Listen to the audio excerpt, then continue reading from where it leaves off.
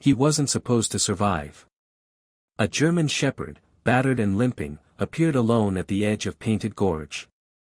His coat was crusted with dust and streaked with blood, but his eyes, sharp, searching, unwilling, scanned the ridges as though hunting for someone he refused to abandon.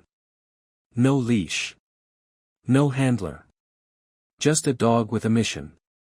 Moments later, that same dog would guide a U.S. Air Force rescue team to something no one expected, a man half buried beneath a rockfall, and two other dogs stranded on a narrow, crumbling ledge hundreds of feet above. But this isn't just a story about a rescue. It's about refusing to give up when hope runs dry. About trust forged through silence and danger. And perhaps, about a bond heaven itself had a hand in shaping. Before we begin, tell me, where are you watching from? Drop your city or country in the comments.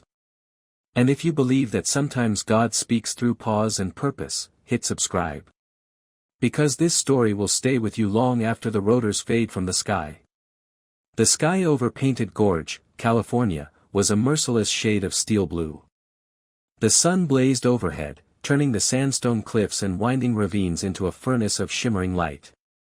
Wind hissed through creosote and cactus, scattering fine ochre grains across the cracked ground like restless ghosts. Even the vultures soared lazily, wings dragging through air that seemed to resist their flight. From above, the desert looked less like earth and more like a battlefield of fire and dust.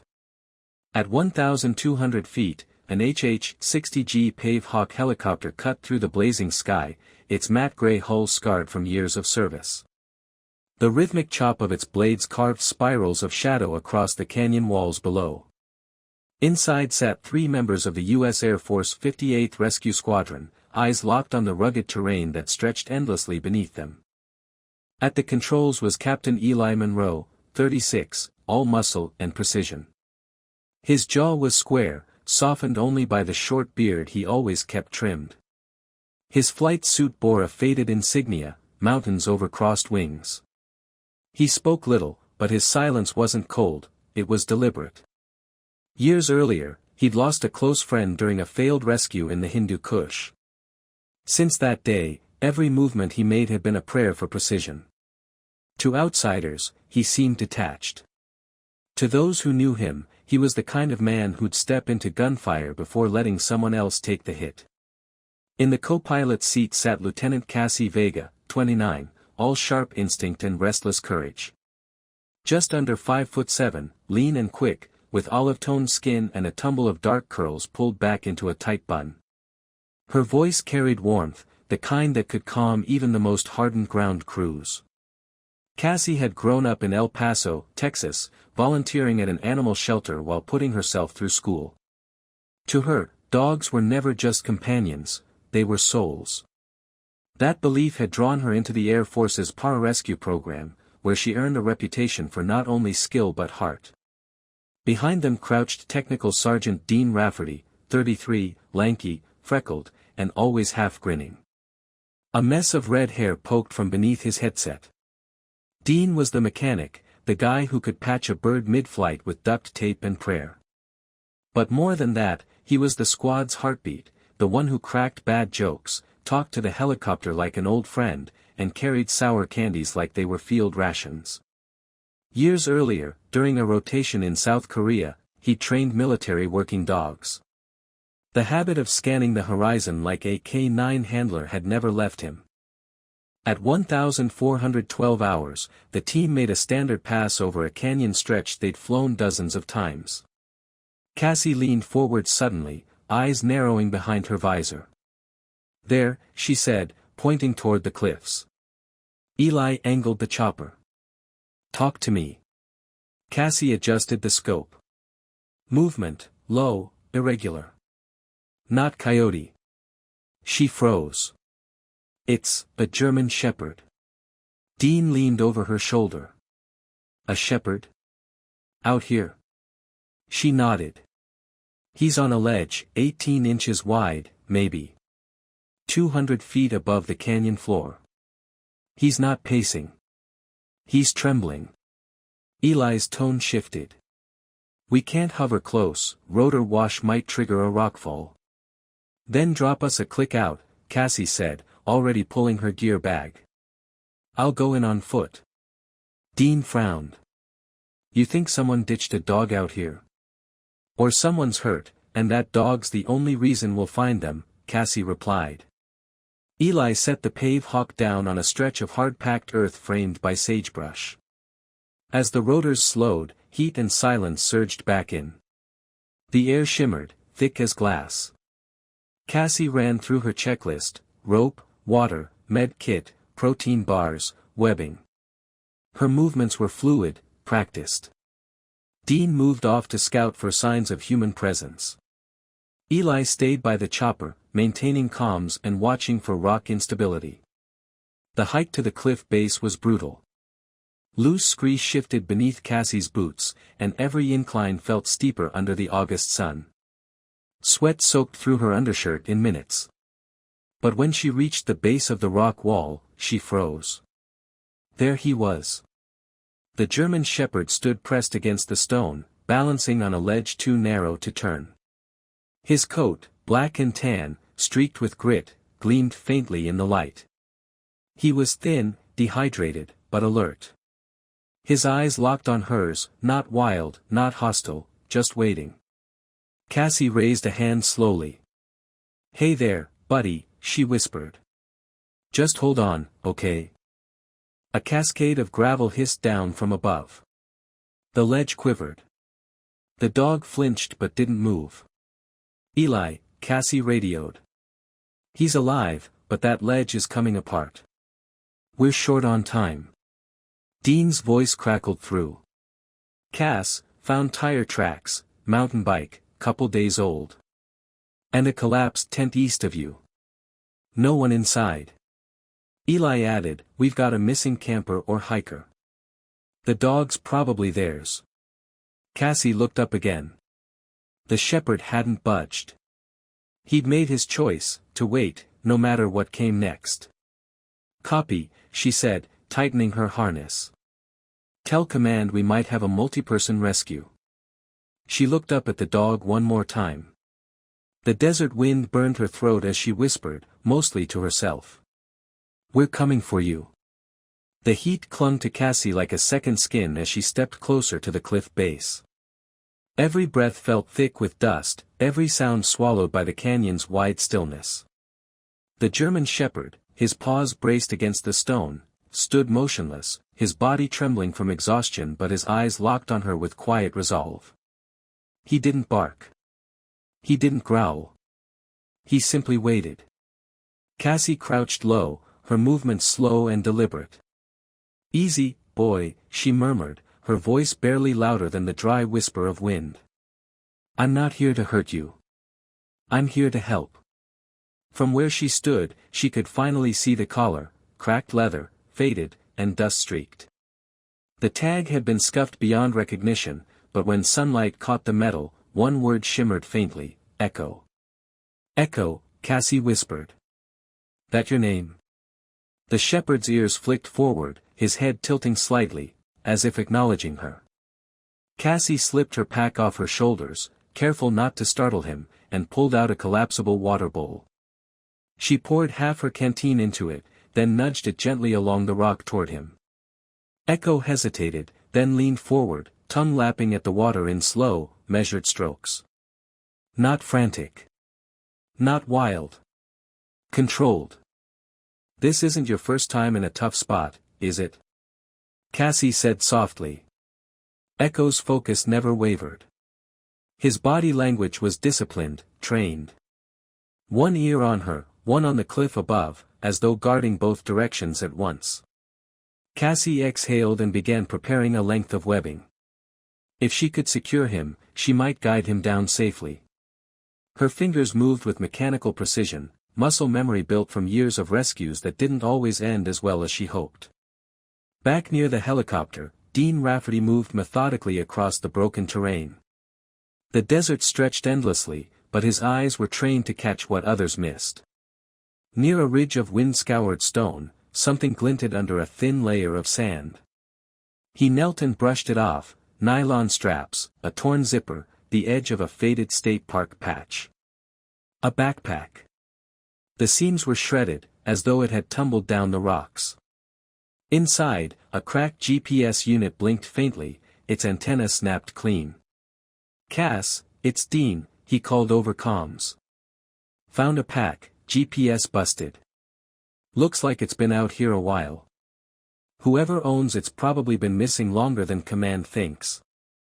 Cassie's voice came back, quiet but strained. "Copy that. Dog's name is Echo. He's alert and trained. I'm going to try to lead him down, ledge won't hold much longer." "Be careful," Dean replied. "That rock's fractured. You make one wrong move and it's a straight drop to the canyon floor." Cassie anchored a carabiner into a crack in the stone, looping a rope through her harness. "Understood," she said. "We're doing this slow." She fed the webbing gently under Echo's belly, whispering encouragement. "You're okay, big guy. Just breathe." Echo didn't resist. His trust was quiet but absolute. He shifted slightly, allowing her to finish looping the strap. The more she worked, the more certain she became, this wasn't a stray. Someone had trained him to handle chaos. "Echo," she said softly, fastening the last clip. "I'm going first. You follow when I call." Cassie began her descent, hands sure on the rope, boots pressing carefully into the sandstone. 15 feet down, she looked up. Echo was watching. "Come on, boy," she whispered. To her disbelief, he moved. The German shepherd climbed with deliberate care, his claws finding holds she hadn't seen. He didn't panic, just followed her, step for step. They were nearly 2/3 of the way down when the canyon trembled. A low rumble rolled through the rock, a sound that turned Cassie's blood cold. "Rockfall," she shouted. Pebbles skittered past her boots. She pressed herself against the slope, praying the ledge would hold. Above, a crack splintered through the stone. A section of rock broke loose, tumbling in a blur of dust and debris. Cassie froze, there was nowhere to move. Then, Echo leapt. In a flash of motion, the shepherd lunged down the ledge, slamming into her side just as the rock shattered where her head had been moments before. The impact sent her reeling, but it shoved her tight against the wall, safe. The falling stone hit the slope below, exploding into shards. Cassie gasped. "Echo!" Blood streaked the shepherd's flank, his back leg cut open by the debris. He stood panting, trembling slightly, one paw lifted, but he didn't cry out. He just looked at her, steady and waiting. "Good boy," Cassie whispered, voice shaking. "You saved me." She clipped him into her harness, securing his injured side, and continued the descent one step at a time. When their boots hit solid ground, her knees nearly gave out. The relief hit like a wave. Dean appeared moments later, jogging toward them with a canteen in one hand and the broken GPS in the other. His grin was faint but real. "You two are completely insane," he said. Cassie knelt beside Echo, cleaning his wound with saline. "He took the hit for me," she muttered. Dean crouched beside her. Whoever trained him, knew what they were doing. Dogs like this don't end up lost. "Which means someone's still out there," Cassie said, glancing toward the horizon. The setting sun burned the canyon gold. "And we're running out of daylight." Echo stood beside her again, his legs stiff but bearing weight. His nose lifted toward the wind, body tense with purpose. Cassie felt it, the shift. Whatever connection he had to his missing handler, it wasn't over. "You smell something?" she asked. Echo didn't look at her. He took 2 careful steps toward a low ravine to the northeast. Dean frowned. "You think he's tracking?" Cassie's voice dropped to a whisper. "No. He's leading." They gathered their gear, and as the desert sun began its slow fall behind the cliffs, Cassie Vega and Dean Rafferty followed a wounded German shepherd into the deepening red shadows of Painted Gorge, toward whatever waited next. The canyon had begun to cool, but the air still shimmered with leftover heat. The shadows stretched long and red across the sandstone, painting the rocks in streaks of gold and rust. Cassie could feel the grit in her lungs as she followed Echo deeper into the gorge. Each step crunched over the brittle ground. The dog's gait was steady, determined, his limp subtle, but visible. Every few yards, he would stop, nose to the ground, sniff, then lift his head toward a direction only he seemed to understand.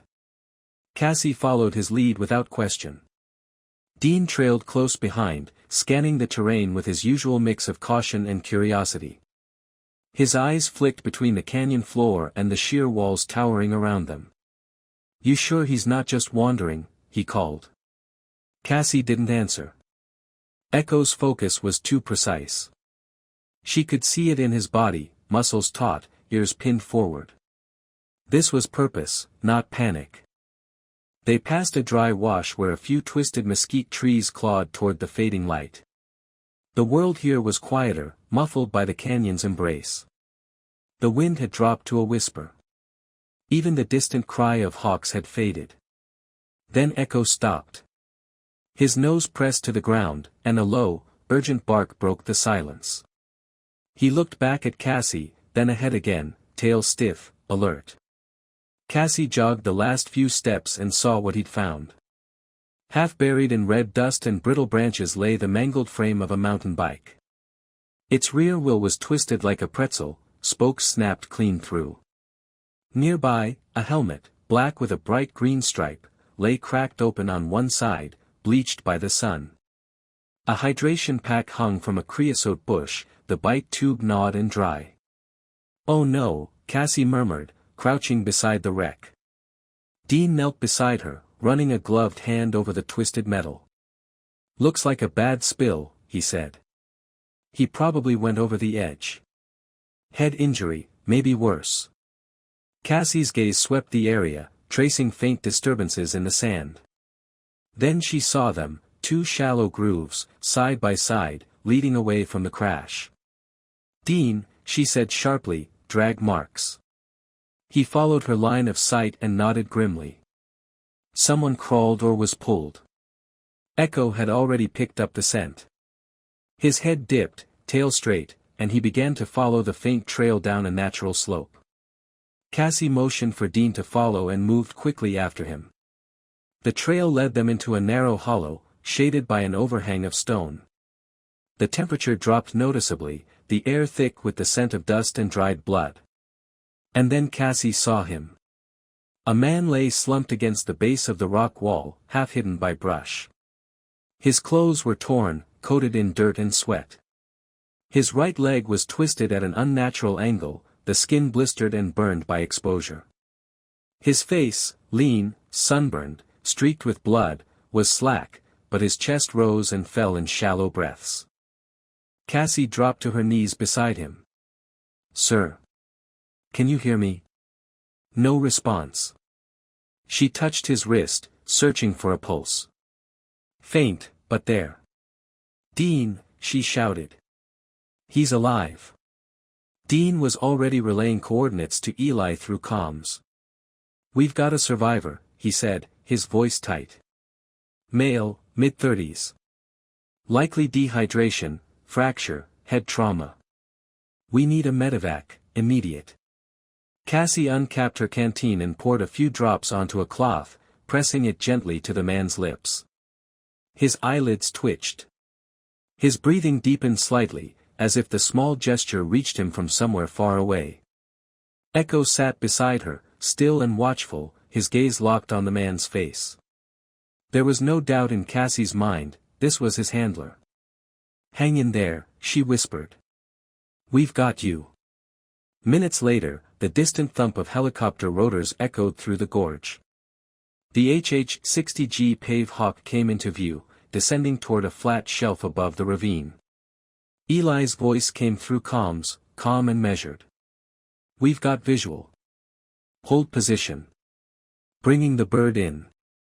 Dean moved to clear a path while Cassie stabilized the man's leg with a temporary splint fashioned from a trekking pole and webbing. When the helicopter's downdraft hit them, she shielded her face from the dust and lifted her hand in signal. Within moments a rescue litter was lowered. Together, Cassie and Dean guided the unconscious man onto it with practiced precision. Echo stayed close, his nose brushing the man's shoulder as if reassuring him that it was finally over. Back aboard the Pave Hawk, Cassie knelt beside the stretcher. The rhythmic thump of rotors filled the cabin as the desert dropped away beneath them. The man's lips moved weakly. Cassie leaned closer, trying to catch his words. "The dogs," he rasped. She smiled faintly. "Echo's safe. He led us to you." His eyes flickered open, faded blue beneath cracked lids. "No," he whispered, voice breaking. "The others, still up there." And with that, his strength gave out. His head rolled to the side as he slipped back into unconsciousness. Cassie froze, glancing down at Echo, who sat at her feet, his injured leg stretched out. The shepherd looked up at her, eyes full of something she couldn't explain, fear, loyalty, insistence. Her throat tightened. "There are more," she murmured. Echo pressed his head against her boot, letting out a low, mournful whine, then looked toward the window, back in the direction of the cliffs. Cassie reached down, fingers brushing through his coarse fur. "I know," she said softly. "We're not finished yet."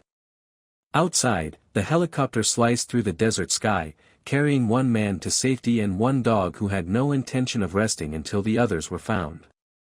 The HH-60G Pave Hawk thundered through the warm California air, slicing across the desert toward the forward rescue station near Ocotillo Wells. The late afternoon light turned the horizon to molten gold, and beneath the hum of the engines, Cassie Vega sat in silence. Across from her, the rescued man, his ID tag now identified him as Kyle Danner, lay unconscious, vitals stabilizing but dangerously weak. His chest rose and fell with shallow, uneven rhythm. Sweat glistened on his temples. Cassie's gaze flicked between him and the German shepherd stretched out at her feet. Echo's ears were perked, his nose twitching with every vibration of the aircraft. He was exhausted but alert, as though refusing to let his mind rest until he knew every soul was accounted for. When they landed, medics were already waiting, sprinting forward with a stretcher. The helicopter's rear hatch dropped, and the rush of hot wind filled the air. Cassie stepped aside as the medical team took over, guiding Kyle onto the gurney and wheeling him toward the field tent. Echo watched the whole exchange, his body tense, his eyes following until the man vanished from sight. Only then did he turn to Cassie and press his head against her leg. She crouched beside him, hand resting on his neck. "You did it," she whispered. "You got him home." But Echo's gaze drifted back toward the cliffs, east, where Painted Gorge loomed like a dark scar against the sky. Cassie felt it again, that invisible pull between them. "He's not done," she murmured. Captain Eli Monroe stepped down from the cockpit, helmet tucked under one arm, sweat darkening the collar of his flight suit. His eyes, storm gray and steady, locked on her. "You're thinking about going back?" Cassie didn't look up. "Not thinking," she said. "Knowing." Eli exhaled through his nose. "We just pulled one man out of that canyon half dead, Vega. Terrain's unstable, and it's almost nightfall. I'm not risking my team for ghosts." Cassie finally met his gaze. He said dogs, plural. "Echo's not the only one out there. He's been trying to tell us since we found him." Dean Rafferty jogged up from the comms tent, a fresh layer of dust clinging to his boots. "Command's been updated," he said, slightly out of breath. "Nearest Ranger unit's 2 hours out. They're debating whether to send a ground team at dawn." "Dawn?" Cassie echoed, disbelief in her tone. "That's too long. If those other dogs are still alive, they won't last the night." Dean sighed, rubbing the back of his neck. "Cass, I get it. But that ridge isn't even on the marked climbing routes. You'd be flying blind." "Not blind," she said, glancing down at Echo. "He knows the way." Eli crossed his arms, jaw tightening. You're proposing we go back into a collapsing canyon with an injured dog leading the way, for a maybe. Cassie's voice softened, but her conviction didn't waver. It's not a maybe. Echo didn't stop until he found his handler. You really think he'd be at peace if there were others left behind? Eli didn't answer. His silence said enough. Dean kicked the dirt lightly. If we're doing this, we do it smart. Give me 30 minutes. I'll rig a new safety line and check our anchors. Cassie nodded once. Deal. Eli gave her a long look, somewhere between frustration and reluctant admiration. You're too damn stubborn, Vega. Only when it counts, she said with a faint smile. By dusk, the Pave Hawk was parked over a mile from the canyon to avoid destabilizing the cliffs with rotor wash. Dean worked fast, securing anchors into the stable rock of the lower bluff, his fingers moving with mechanical rhythm. The canyon wind whistled low, carrying the smell of sand and sage. Cassie adjusted her climbing harness, double-checking the modified canine rig she'd built for Echo, a padded sling reinforced with webbing to protect his injured leg. She clipped him to her hip with a secondary line, giving him movement without risking separation. You good? Dean called from a few yards away. Good, she answered, tightening her gloves. Echo was already scanning the terrain, nose low, tail straight, posture alive with focus. The setting sun painted his coat in copper streaks, his silhouette sharp against the sandstone. He moved ahead slowly, sniffing at the base of the ridge. Then, without hesitation, he looked back once at Cassie, as if asking permission, and started upward. Cassie followed. The climb was steep, narrow, and unforgiving. Each step sent small stones tumbling down into the shadows below. Echo's injured leg slowed him, but not by much. He moved with instinctive precision, placing each paw as if reading the mountain's rhythm. Halfway up, the ridge forked. Echo stopped at the divide, nose twitching. Cassie crouched beside him, scanning the rock face. Which way, boy? He turned his head toward the left, a narrow fissure winding upward like a scar. His body stiffened, ears high. Dean's voice crackled through her earpiece. Cass, you got visual? Not yet, she said. Echo's tracking something. A few more feet and the canyon widened enough for her to see. High above, two faint shapes huddled on a wind-carved shelf. Cassie squinted, heart leaping. Dean, contact, she called. Two dogs. One black and white, the other golden. Upper ridge, north face, maybe 60 meters up. Dean scrambled for his monocular. Confirmed, he said. Border collie and a lab. But that rock shelf looks ready to crumble if you breathe wrong. Eli's voice cut in. You can't rappel straight up that section. It's fractured to hell. Cassie stared at the ledge. The collie's head lifted weakly, while the golden shape beside it didn't move at all. Then we follow Echo's path, she said. Cassie, Eli started, you're risking. She raised a hand. I know the risks. But those animals stayed with their handler until the world collapsed on them. I'm not leaving them behind. Eli paused. For a heartbeat, his expression softened, equal parts frustration and admiration. You're always like this. Only when I'm right, she said, and began her climb. Dean called after her, I'll tail you to the midpoint. Don't get killed. You'd make a terrible ghost. Cassie smirked faintly and pressed on. The canyon's last light stretched long across the rock. Every foothold, every grip was measured. Echo climbed just ahead of her, his injured leg trembling but determined. They moved in silent sync, woman and dog, bound by the same unspoken promise, to finish what they'd started. As they neared the ridge, Echo paused. He turned his head upward and barked once, short and sharp. Cassie followed his gaze and saw the faintest flicker of movement above them. The collie had heard. The race against darkness had begun. Night was closing in fast. The last sliver of sun burned against the horizon, staining the canyon in deep hues of amber and violet. The air had cooled, but every gust of wind carried grit that stung Cassie's cheeks as she climbed. Echo led the way, paws finding narrow footholds with the ease of instinct. His breathing was heavy, night was closing in fast. The last sliver of sun burned against the horizon, staining the canyon in deep hues of amber and violet. The air had cooled, but every gust of wind carried grit that stung Cassie's cheeks as she climbed. Echo led the way, paws finding narrow footholds with the ease of instinct. His breathing was heavy now, but steady. Every few steps, he glanced back at her, checking her position before moving again. Cassie's muscles burned. Her gloves were torn in places, her knuckles raw from gripping the rough stone. The higher they climbed, the thinner the air felt, tainted with dust and the metallic tang of shale. When she finally reached a narrow ledge, Cassie stopped to catch her breath. The wind had picked up, moaning through the canyon like a living thing.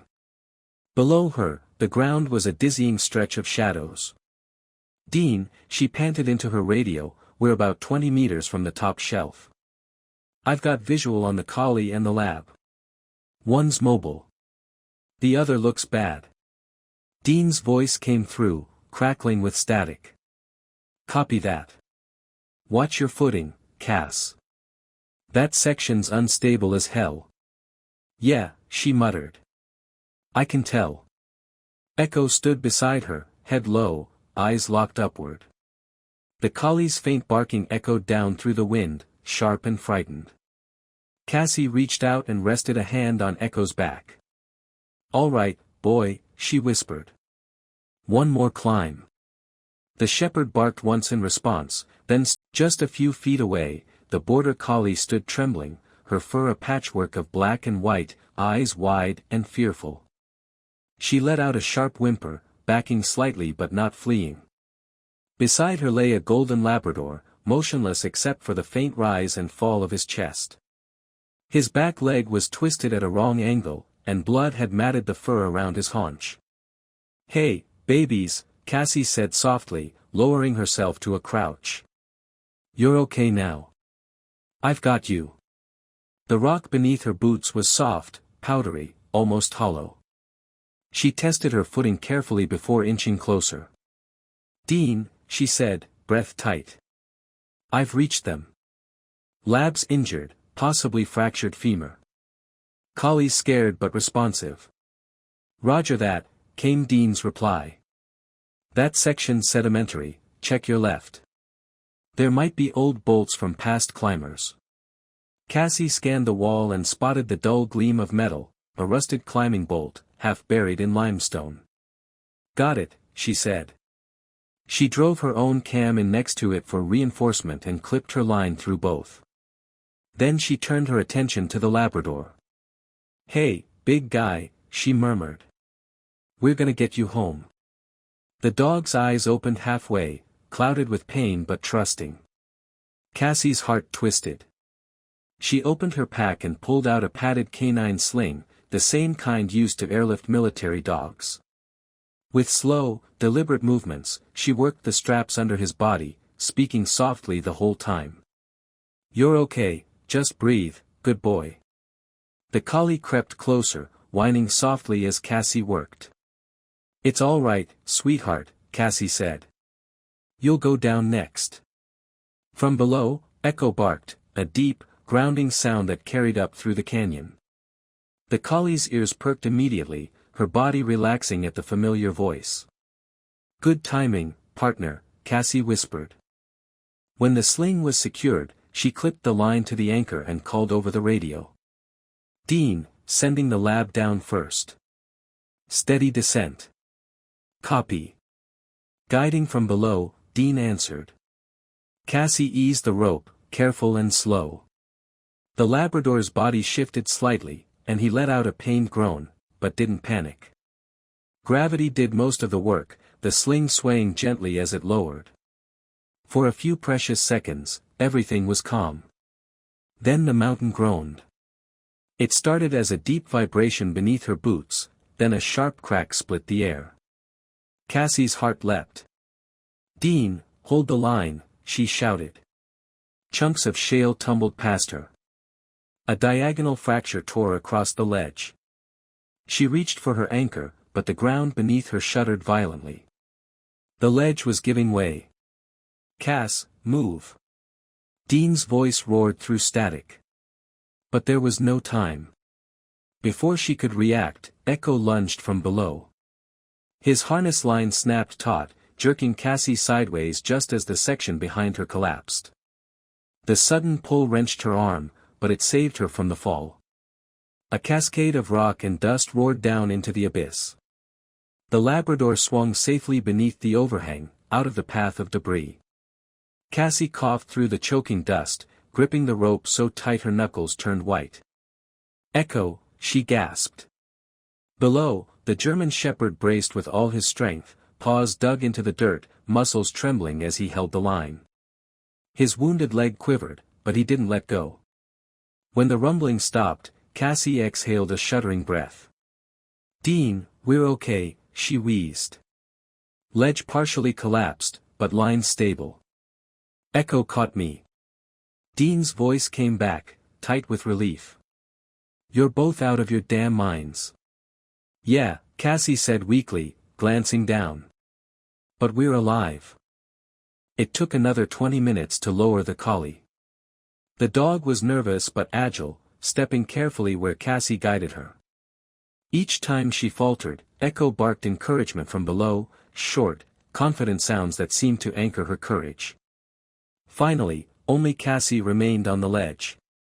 The wind had shifted, cooler now, carrying the scent of sage and stone. Twilight had descended fully over Painted Gorge, turning the canyon to a sea of shadow and faint starlight. She rappelled the last 20 feet, landing beside Echo with a heavy thud. Her boots hit the ground, knees bending to absorb the impact. For a moment, she just stood there, staring up at the sheer wall they'd conquered. Then she looked down at the shepherd lying nearby, his chest heaving from exhaustion. "You saved me again," she whispered, dropping to her knees beside him. Her hands sank into his thick fur. "You really don't quit, do you?" Echo lifted his head weakly, eyes bright even in the dark. His tail thumped once against the sand. Dean approached, out of breath but grinning. "You actually did it," he said, shaking his head. "All three of them, down safe. You're a machine, Vega." Cassie smiled faintly, brushing grit from her face. "Couldn't have done it without him." She looked back up at the canyon rim. The stars were coming out, faint and flickering. The world had gone quiet again, except for the soft panting of 3 dogs and the hum of distant rotors. But in that silence, something new filled the air, peace. They had answered the call. And for the first time that day, Cassie felt like the canyon itself exhaled with them. By the time the last sliver of light disappeared behind the serrated ridges of Painted Gorge, the desert had turned cold. The same heat that had once scorched the canyon floor now slipped away, replaced by the bite of desert night. A thin wind wove between the stones, carrying the dry scent of dust, sweat, and victory. Cassie Vega pressed her boots into the gravel, her body trembling with fatigue. Every muscle in her arms screamed from the climb, her gloves torn, her shoulders burning, but she didn't care. Ahead of her, 3 dogs stood alive beneath the silver wash of twilight, their eyes reflecting the fading light like small, steady stars. Echo sat a short distance away, chest rising and falling in heavy rhythm, his injured leg trembling from overuse. The border collie curled up beside him, black and white fur fluffed against the chill. The Labrador lay stretched out nearby, his tail giving weak, thankful thumps each time Echo nudged him. Cassie rappelled the final 10 feet down the slope and stumbled onto level ground.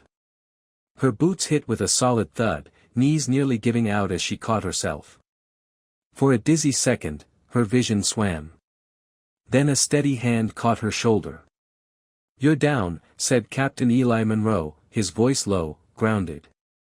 He crouched beside her, his flight suit streaked with dust, face drawn but calm. Under the soft beam of his helmet light, his eyes looked almost silver.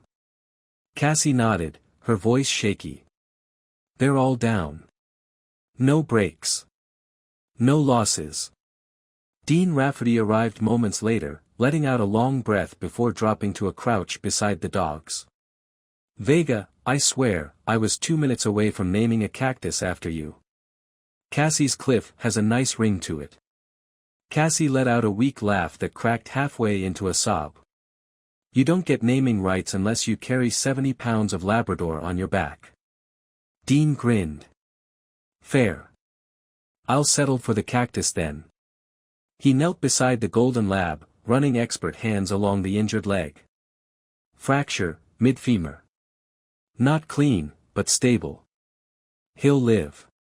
He shifted his attention to the collie, who was trembling but uninjured. She's scared, but she's good. Looks young, maybe 3-4 years tops. Cassie sat beside Echo, brushing sand from his fur. His flank was still stained with dried blood where the rock had caught him earlier. You saved my life twice today, she whispered. That's getting to be a habit. Echo tilted his head and nudged her hand, pressing his muzzle gently against her palm. His eyes, deep amber and endlessly steady, seemed to say everything she didn't have the words for. For the next half hour, the team worked in calm rhythm. Dean wrapped the Labrador's leg with a makeshift splint using trekking pole fragments and webbing. Eli called in the coordinates for a second medevac, instructing the pilot to keep altitude low to minimize rotor wash. Echo stayed beside Cassie through it all. Even as the field lights flickered in the distance, even as the medics prepared the stretchers, he didn't move an inch from her side. When the helicopter arrived, its rotors cast golden light over the canyon floor. Cassie shielded her eyes as medics stepped out to assist. The dogs were loaded with practiced care, the lab first, lifted gently onto a stretcher, followed by the collie, who trotted hesitantly but without protest. Echo refused to leave Cassie until she gave a quiet nod. Go on, she said softly. They need you. He looked at her once more, then padded forward, climbing onto the ramp beside the other two. The sight of all 3 dogs together, rescued, battered, but alive, tightened something in Cassie's chest she hadn't realized was there.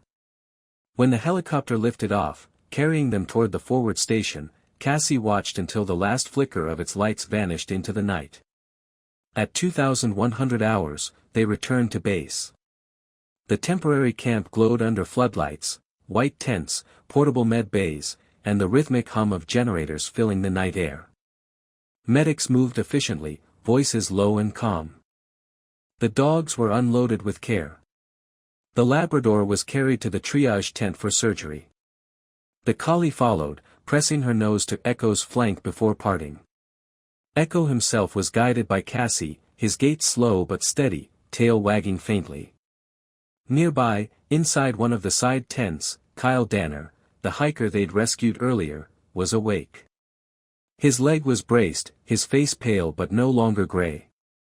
When Cassie entered with Echo padding quietly behind her, Kyle's head lifted instantly. Echo, he breathed, voice breaking on the name. The shepherd's ears perked.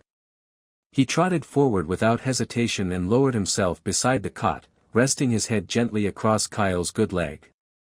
Kyle's eyes welled with tears. His hand trembled as he reached down, brushing Echo's ear. You stayed, he whispered. You found them, all of them.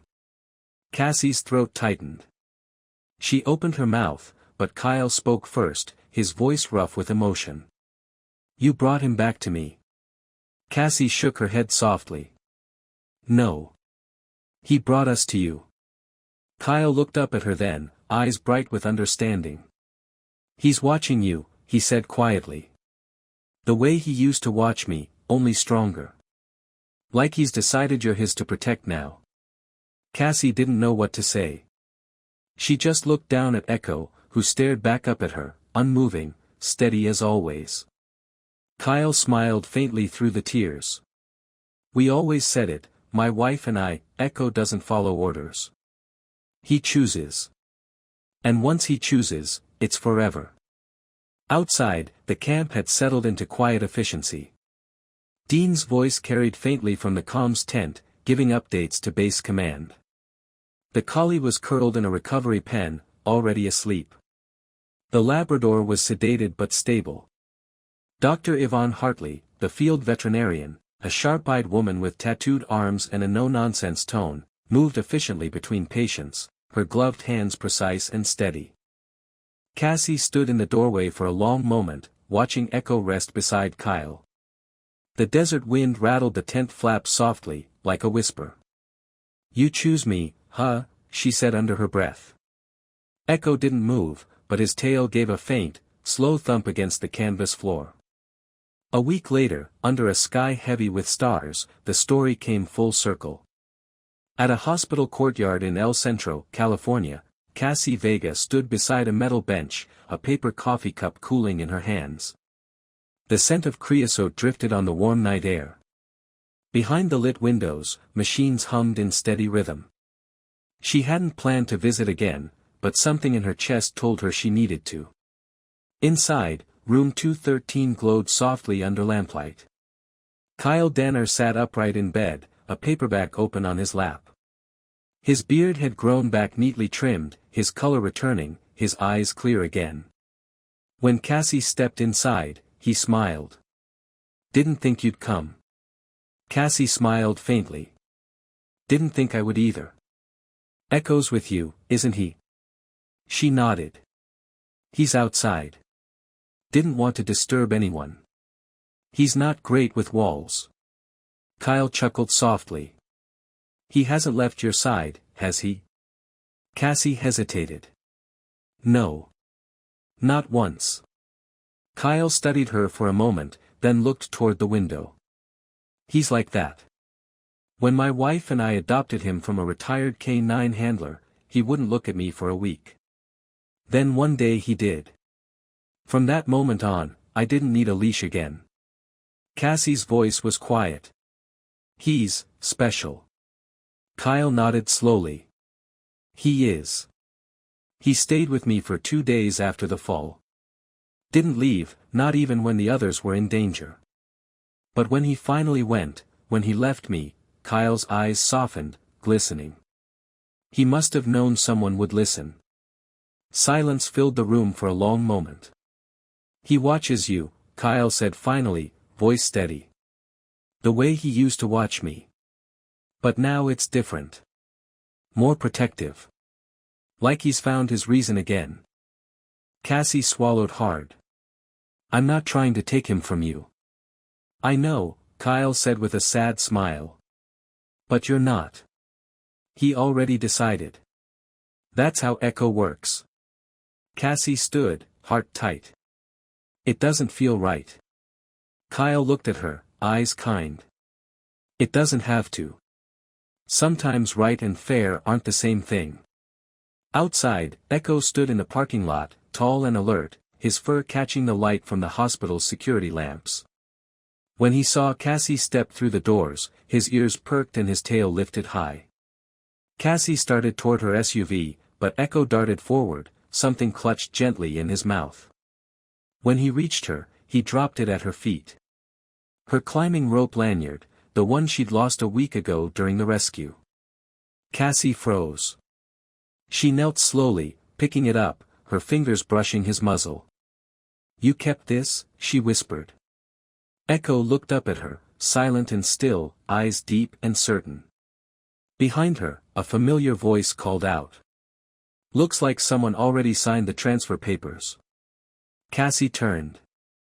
Eli Monroe leaned casually against her SUV, sleeves rolled up, the faintest smile tugging at his lips. "Pretty sure that's his way of saying, you're stuck with me now." Cassie exhaled a quiet laugh. "I didn't come here to take anyone's dog." Eli shrugged. "Maybe he's not anyone's anymore. Maybe he's just yours." She looked down at Echo again. The dog pressed his side against her leg, tail wagging once, firm, decisive. Cassie smiled faintly. "You ready to come home?" Echo wagged again. "Just once." But it was enough. The morning sun crept slowly over the horizon at Edwards Air Force Base, washing the desert in a soft gold haze. A faint breeze stirred the sand across the tarmac, whispering through the hangars like the breath of something ancient and alive. Against the endless blue, the dark silhouette of an HH-60G Pave Hawk gleamed faintly, its blades still, waiting for flight. Inside a nearby training yard, the sounds of laughter, barking, and the crunch of boots on gravel filled the air. Cassie Vega stood beneath a shade canopy, clipboard in hand, sunglasses perched on her head. Her green flight suit was rolled at the sleeves, streaked with dust.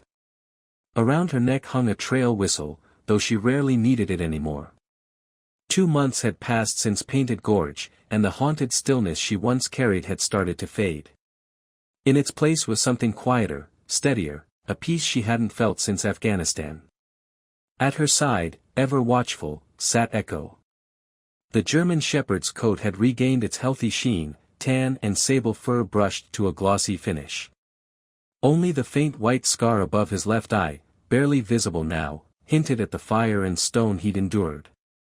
His harness, custom-fitted with soft straps to protect his healing flank, bore a simple tag. Therapy companion, do not pet unless he picks you. And he always did.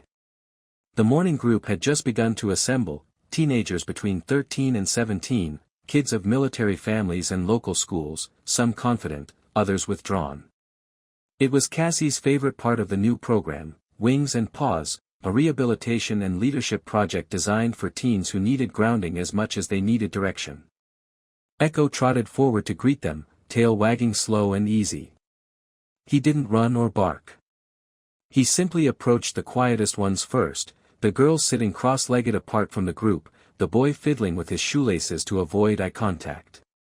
He'd plant himself beside them and lean gently until they smiled or whispered a shy hello. Cassie watched, that familiar ache of wonder rising in her chest. "You don't even need me anymore," she murmured. One of the teens, a lanky 16-year-old named Riley, laughed as Echo dropped a frayed rope toy in his lap. "He knows I don't talk much," Riley said, voice barely above a whisper. Cassie grinned. "Yeah. That's kind of his specialty." By late morning, the group had packed hydration packs and set off on the desert trail loop. It wound around the perimeter of the base, past low mesquite groves and sandstone outcrops that shimmered in the heat. Echo led the line, Cassie walking just behind him, calling out hydration breaks and quick safety reminders. When they reached the halfway point, a ridge overlooking the runway, the teens flopped onto the rocks, laughing, sweating, and passing around protein bars. Cassie handed out electrolyte packets with mock sternness. "Hydrate now or regret it by mile 2, she teased. Riley groaned, opening his bottle. "Why does this stuff taste like battery acid?" Cassie smiled. "Because it keeps you alive, private drama." Echo wandered between the group, checking on each teen as if he were inspecting a squad. The once timid girl, Marisol, giggled when he nudged her elbow, and even Riley couldn't resist scratching behind his ear. By the time they returned to base, the sun was high, the heat sharp again, but the group was lighter, louder. Cassie could feel it, the canyon's heaviness had been replaced by laughter. At the hangar, Captain Eli Monroe stepped out from a side door, his sleeves rolled to his elbows. He was the same as ever, quiet, solid, but something about his expression had softened. "Not bad, Vega," he said, arms crossed. "One twisted ankle, 0 heat strokes, and no one complained about the MREs. I call that progress." Cassie handed him a clipboard. "Or a miracle." He tilted his head toward Echo, who was sitting at her side, tongue lolling happily. "Still bringing him everywhere, huh?" Cassie shrugged. "He brings me. I just drive." Eli chuckled, shaking his head. "You know, I think that dog outranks half the base at this point." "Don't tell him that," Cassie said. "He'll demand an office." Eli's grin lingered, but then his tone shifted, gentle, earnest. "There's a medevac test run in 20. They're short a co-pilot. You in?" Cassie looked down at Echo. "You feel like flying?" The shepherd's ears perked immediately. He stood, tail wagging once. Eli smiled. Guess that's a yes. The pave hawk lifted smoothly from the tarmac, blades thundering against the afternoon air. Inside the cockpit, Cassie settled into the co-pilot's seat, her helmet resting in her lap. Echo sat beside her in a modified harness, clipped to the seatbelt mount. He watched the world through the front glass, ears forward, tongue lolling, posture proud. As they gained altitude, the desert spread beneath them, vast and endless. The training ridge came into view, followed by the edge of Painted Gorge. Cassie leaned slightly forward. The cliffs still bore their scars, those jagged marks of collapse and survival. Her pulse slowed. She could almost feel the wind that had nearly taken her life. Beside her, Echo shifted. His gaze locked on the canyon. His body stilled. Then, quietly, he barked once, a soft, low sound. Not a warning. Not a plea. Just a memory. Cassie turned to him. You remember, don't you?